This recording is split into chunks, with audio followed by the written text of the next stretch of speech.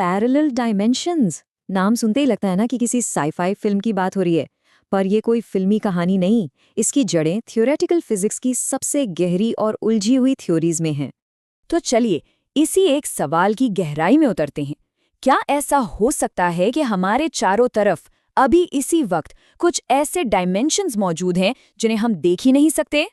लेकिन इस mind bending सफर को शुरू करने से पहले चलिए पहले उन डायमेंशंस की बात करते हैं जिन्हें हम रोज देखते हैं, महसूस करते हैं। इसको ना एकदम आसान भाषा में समझते हैं। मान लीजिए एक सीधी लकीर, ये है पहला डायमेंशन 1D, सिर्फ लंबाई। अब इसमें चौड़ाई भी जोड़ दीजिए, बन गया 2D, जैसे कागज का पन्ना। और फिर जब इसमें ऊंचाई भी आ जाती है तो बन जाती है हमारी 3D दुनिया जिसमें हम रहते हैं। लेकिन कहानियां खत्म नहीं हुई, एक चौथा डायमेंशन भी है और वो है वक्त। ये आइडिया हमें दिया था महान वैज्ञानिक एल्बर्ट आइंस्टाइन ने। उन्होंने ही बताया था कि स्पेस और टाइम मतलब जगह और वक्त अलग अलग नहीं है, ये दोनों ना मिलकर एक 4D चादर जैसा कुछ बनाते हैं। इसे कहते हैं स्पेस टाइम। यही हमारी असलियत का, अस्तित्व का ताना बाना है। पर असली सवाल तो अब शुरू होता है, क्या सच में बस 4 ही डायमेंशंस हैं या कुछ और भी है? यहीं पर एंट्री होती है एक ऐसी थ्योरी की जो हमारी इस 4D वाली सोच को पूरी तरह से चैलेंज कर देती है, और इसका नाम है स्ट्रिंग थ्योरी। अब ये क्या कहती है? ये कहती है कि यूनिवर्स की हर चीज, छोटा से छोटा कण, असल में एनर्जी के बहुत ही छोटे वाइब्रेट करते हुए धागों से बना है। और इसका सबसे ज्यादा माइंड ब्लोइंग दावा ये है कि इन धागों को हिलने डुलने के लिए, वाइब्रेट करने के लिए ये 4 डायमेंशंस काफी ही नहीं है, इन्हें और जगह और डायमेंशंस की जरूरत है। तो कितने? स्ट्रिंग थ्योरी के हिसाब से यूनिवर्स में 4 नहीं बल्कि 10 या 11 डायमेंशन हो सकते हैं। एक बार सोचकर देखिए, हमारी 3D दुनिया के अलावा 6 या 7 और बिल्कुल ही अनजान छिपी हुई असलियतें। अब जाहिर सी बात है, दिमाग में सवाल तो आएगा ही, अगर इतने सारे डायमेंशन सच में हैं तो भाई वो है कहाँ?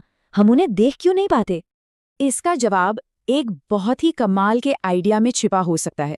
हो सकता है कि ये डायमेंशंस हमारी नजरों के सामने ही हों, बस इतने छोटे स्केल पर मुड़े हुए हैं कि हम उन्हें देख नहीं सकते। इससे समझने के लिए ना एक एग्जाम्पल लेते हैं। एक लंबे से पाइप को सोचिए। जब आप उसे दूर से देखेंगे तो वो क्या लगेगा? एक सीधी लकीर जैसा, यानी कि 1D।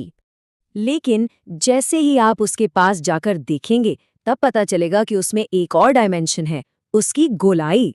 स्ट्रिंग थियरी कहती है बिल्कुल इसी तरह बाकी के डायमेंशंस इतने ज्यादा माइक्रोस्कोपिक लेवल पर कर्ल्ड अप हैं या सिमटे हुए हैं कि हम उन्हें कभी फील ही नहीं कर पाते।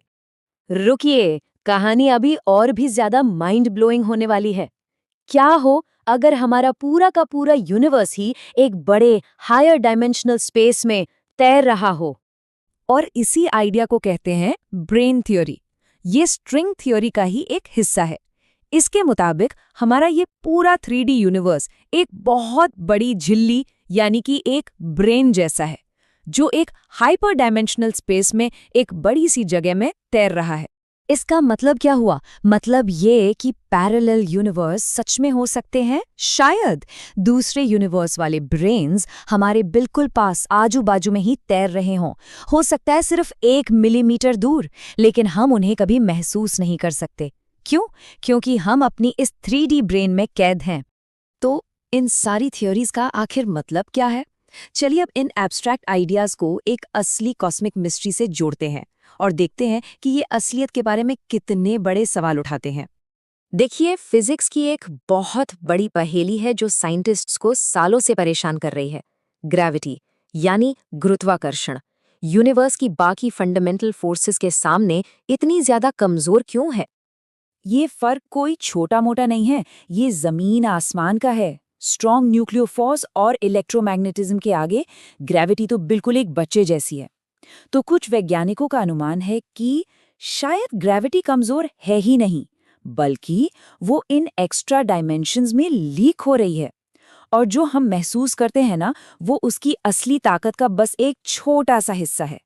तो इसका कोई प्रूफ मिला है क्या?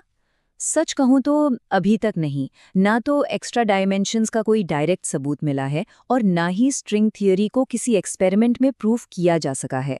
लेकिन हाँ, इसके पीछे का जो मैथमेटिक्स है, जो मॉडल्स हैं, वो बिल्कुल कंसिस्टेंट है और ये क्वांटम ग्रेविटी जैसी बड़ी बड़ी फिजिक्स की प्रॉब्लम्स को सॉल्व करने में मदद करते हैं। तो चलिए बस एक पल के लिए सोचते हैं, अगर ये थियरीज कल को सच साबित हो जाती हैं तो इसके मायने कितने बड़े होंगे। इसका मतलब होगा कि पैरेलल यूनिवर्स एक सच्चाई हो सकते हैं, टाइम ट्रैवल जैसी चीजें कम से कम थियरी में तो पॉसिबल हो सकती हैं, और सबसे बड़ी बात कि असलियत जिसे हम सच मानते हैं वो हमारी कल्पना से भी कहीं ज्यादा अजीब, कहीं ज्यादा कॉम्प्लेक्स और शानदार है। तो इस सोच के साथ इस विश्लेषण को खत्म करते हैं कि शायद यूनिवर्स सिर्फ 3D नहीं है, बल्कि एक ऐसा छिपा हुआ मल्टी डायमेंशनल स्ट्रक्चर है जिसे हम बस अभी समझना शुरू ही कर रहे हैं। क्या पता, असलियत का सबसे बड़ा राज हमारी आंखों के बिल्कुल सामने किसी अनदेखे डायमेंशन में ही छिपा हो।